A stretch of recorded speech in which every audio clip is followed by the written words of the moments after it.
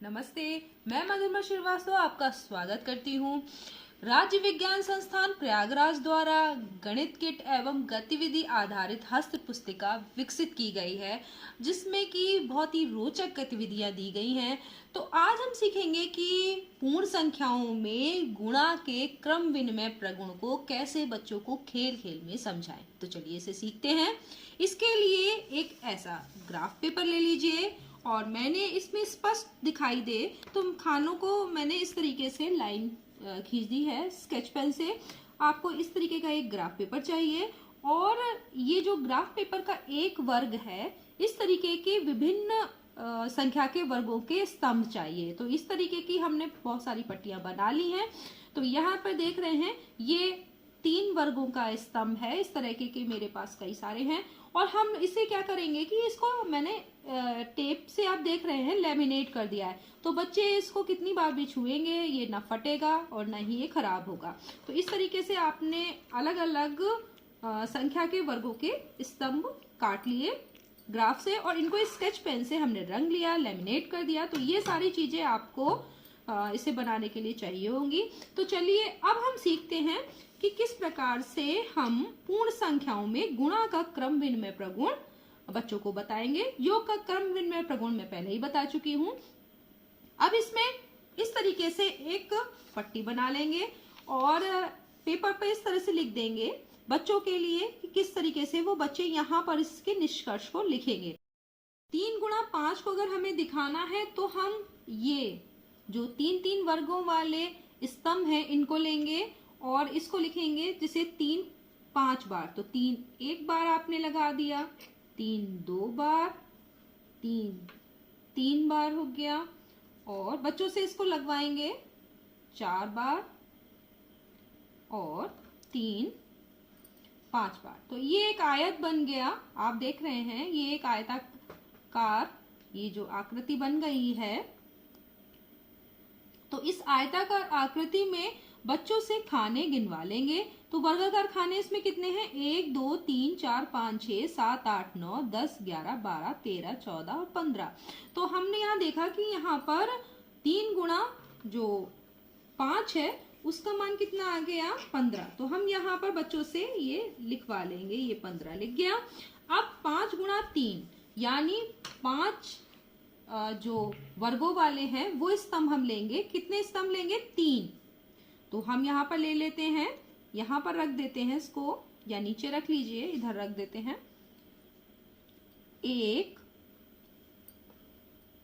5 एक बार, 5 2 बार और 5 3 बार। आप ये भी एक आयताकार आकृति है और इसको जो है अब हम इसके भी खानों की संख्या गिन लेंगे कि कितने वर्गाकार खाने हैं। तो 1 2 3 4 5 6 7 8 9 10 11 12 13 14 15।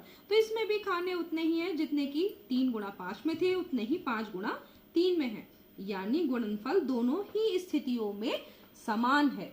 इसको अगर एक के ऊपर एक रखें, अगर यही चीज को इसके ऊपर रखते हैं तो ये ओवरलैप भी करेंगे। ये देख रहे हैं, ये देखिए, इसको अगर हम इसी के ऊपर रख देते हैं तो ये जो है वो जो ये आयताकार आकृति है वो दूसरी आकृति को ओवरलैप कर रही है।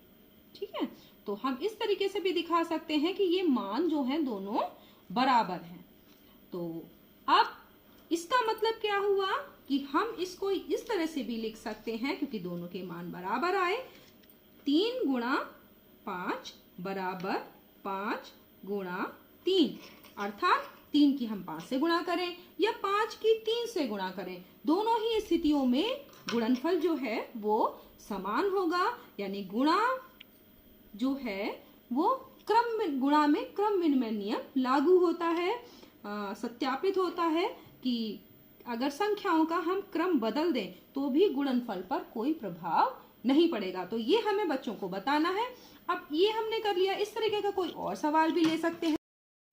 अब अगर 4 गुणा 2 को और 2 गुणा 4 को दिखाना है तो हम क्या करेंगे कि ये 4 वाले जो 4 वर्गों वाले स्तंभ हैं इनको लेंगे और इसको इस तरह से रखेंगे।